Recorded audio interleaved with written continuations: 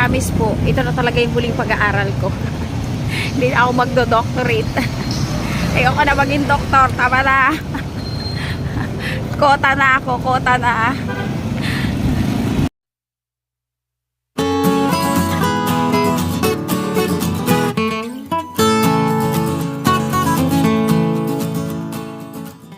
Hi guys! Welcome back sa aming channel, ang KKK by Jeng and Otep. And of course, it's me, your Ate Jeng. For today's vlog po, meron tayong gagawing anik-anik. Ayan, tingnan nyo naman. Napakadami ng ating mga ballpen dito. Ayan, kung makikita nyo po. Ito po ay mga gel pen na napakadami. Tingnan nyo naman po. Ayan, nakikita naman. Ayan. Oh, 100 pieces po ito ng mga gel pen. Ayan, bumili po ako ng 100 pieces na gel pen. Para saan nga po kaya ito? Nako! Para po ito sa aking mga respondents. O, diba? Para po sa aking mga respondents. Mahigit pa po. Ito lang po ay isang pack na 100. Naiwan ko po sa apartment yung iba pang packs kasi 255 po yung respondents ko. So medyo madami-dami tayong pagbibigyan ng mga konting ano lang, konting token of gratitude. Ayan, may nakalagay po. Thank you for your participation. Ayan, oh, tingnan niyo naman po. Meron tayo dyang pinrint ko na kanina sa sticker paper. Ano lang tayo, magdidikit, o di ba? Ganyan po kahirap ang ang pagtitisis. Ayan, tanggalin ko pong aking salamin dahil kapag po malapit ay blurry po ang aking paningin, hindi ko po siya nakikita. Kaya kailangan tanggalin ko po yung aking salamin. Ang dami pong respondents ko. Syempre po, kapag ganon, tayo naman po ay nangi-istorbo, no? Syempre, para kahit may konting konsuelo man lang po doon sa ating pinapagawa sa kanila or pinapasagutan. Kasi po yung pinapasagutan ko sa kanila ay 5 pages. So, medyo madami-dami ring babasahin. At syempre, marami ding tatantusan. O, gagano na lang naman po yun. I-check lang naman kung ano yung kanilang sagot. At ang mga respondents ko ay mga micro enterprise owners or mga micro enterprise owners talaga yun, no? Ayan, o meron tayong ganyan. O, ayan, o di ba may ganyan tayo, may patoken para po kahit paano ay ano lang, pa-thank you, o di ba yun ang ano natin, pa-thank you natin ng konti. At i-share ko lang din sa inyo kung anong pinagagawa ko ngayon sa buhay. Since hindi naman ako makagawa ng ibang bagay dahil nga ang dami nga na to.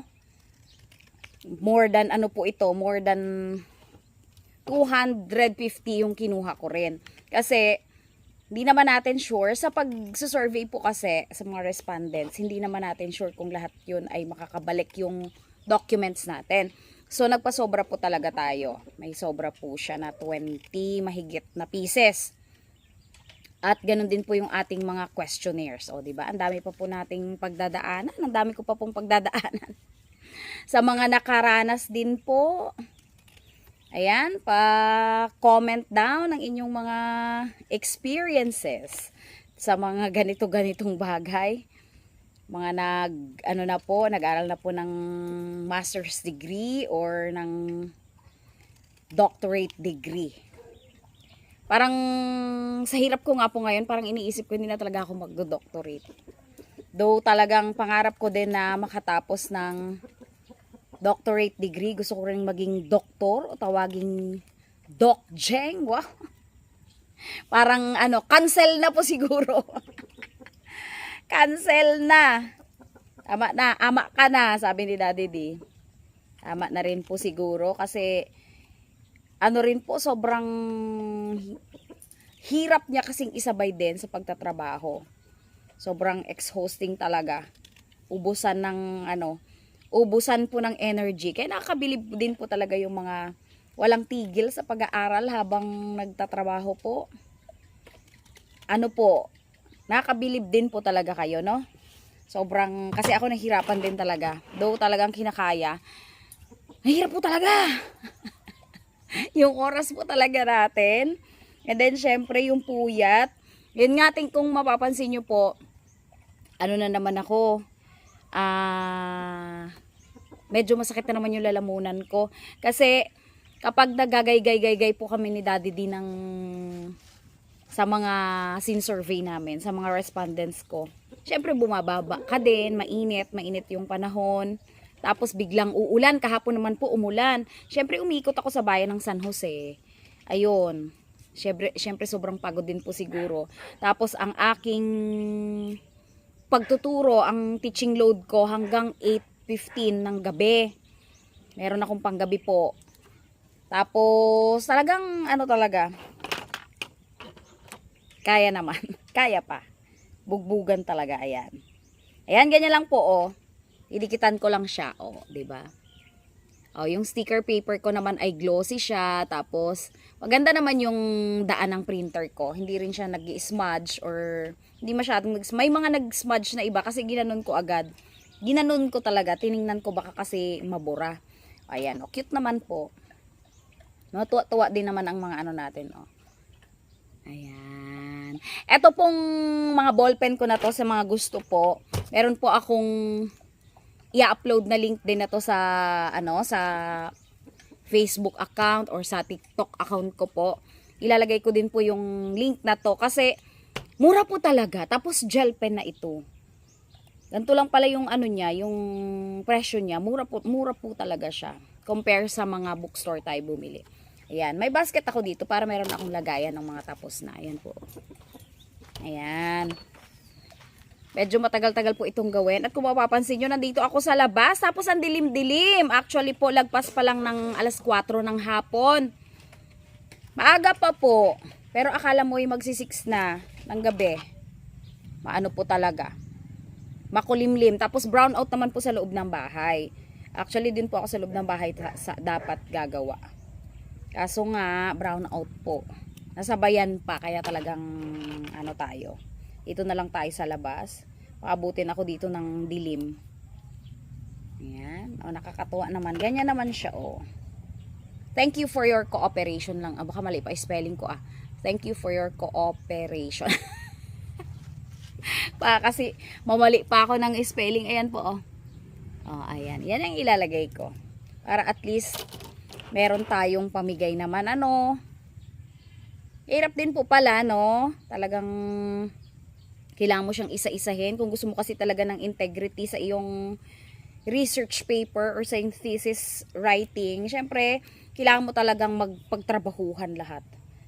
Ganun po talaga yun. And para makakuha ka rin ng magandang result talaga. At yun ang pinakamahabang part, yung data gathering. Nagkataon nga po, nakakatuwa naman din at yung data gathering season ko, siglakas po namin, though kailangan naman din kami doon sa mga sports na kinucoacha namin kasi bawat isang instructor ay kailangan mag-coach sa isang sa isang sport. Kahit paano po, hindi rin full load. So marami akong time ngayong week para mag-ikot sa San Jose. Ayan. Kaya talagang ako ngayon, full blast ako, kailangan matapos ko ang aking mga ball pen at bukas dadaanan pa namin doon yung dalawang packs pa, yung 170 plus pa. Pero ibang klase naman po yun. Pero ganito din, ball pen din siya na gel pen. Iba lang ang itsura. Kasi tinry ko kung pero yung sulat nila parehas lang po ng 0.5 din. Sa mga gusto po, sa mga teachers dyan, or sa mga gusto po ng giveaways, i-upload ko po yung ko na to, yung ballpen ko na to, yung link ng ballpen para po talagang tayo. Makabili din po kayo kung gusto nyo. Ayan.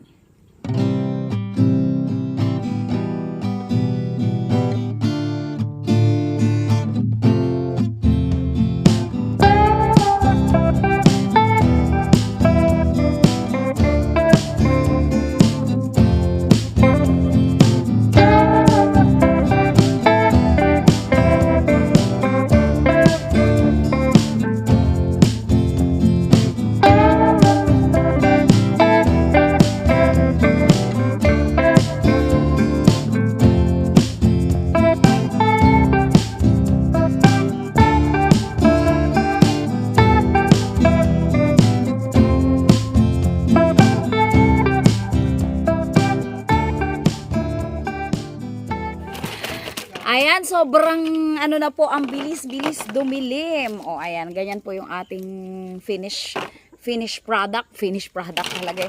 Ang bilis po kasing dumilim.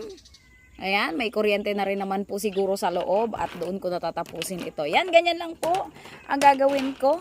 At medyo nag-update lang tayo sa ating buhay-buhay kung ano nga ba yung pinagagawa natin sa sa mga panahon na to. Ayan, sobrang busy po talaga ako sa data gathering, syempre, at saka sa mga activities ng school. Ngayong week medyo makakabakbak tayo ng data gathering, at sa March doon na yung aming colloquium na tinatawag. Tapos after 2 weeks, second week ng March yun, and then after 2 weeks by the end of March, ayun, go na tayo sa final defense. And pag nag final defense na po, tapos na, doon na lang tayo sa mga publishing naman and book binding. So medyo ano na yon. And May 12 daw po yung aming graduation. Sana naman po ay talagang tunay na makatapos para naman makausad tayo at ano-ano ng konti, makahinga-hinga ng konti sa mga gastusin. Ayan. Thank you so much po sa mga patuloy na nanunood pa rin, kahit na iilan na lang po tayo. Ayos lang naman po. Sige po. Maraming salamat po talaga. Syempre, kayo talaga yung mga tunay na naiiwan, o di po ba? Pero pag may mga pagkakataon po na makapag-vlog tayo ng mga regular na vlogs, ay mag-vlog din po talaga ako. Ayan, thank you so much po. Happy birthday po sa mga may birthday ng February. O, syempre, sa mga may anniversary, syempre, Valentine's Day po. Baka mamaya hindi na naman ako makapag-vlog hanggang Valentine's Day, di ba? Thank you so much po. Ayan, Monday po ngayon. Dahil po may vlog si Daddy D, ako ang maglalakad ngayon para umiikot ng aking mga data gathered. Wow, i-gather na mga data.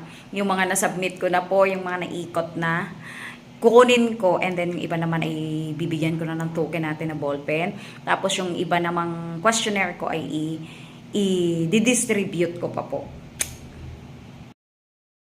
Ayan, ilang kilometro na po ang nagaygay ko. Dami ko na pong napuntahang kumpanya. Kasi yung mga iniwan po namin yung aking pinick up today. Marami-rami na rin akong naipamigay ng mga ballpens. Pero sobrang hirap po talaga.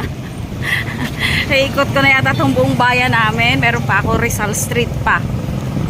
Tapos syempre dadaan muna ako sa Harabas style para makabili ng aming lunch ni Otep. 1 oras na po akong naglalakad. At marami na rin na dito na sa bag ko. Yan. Nasa bag ko yung aking mga pinick up. And bumili na rin ako ng tubig kasi naubos na talaga yung tubig ko. Hindi ko na talaga kinaya. Malit lang yung dala ko pong tubig. Kailangan ko pala ng maraming water talaga kapag ganitong naglalakad. Pero sa susunod, kasama ko na siguro si Daddy D. Ayan lang po yung aking chika sa mga buhay-buhay.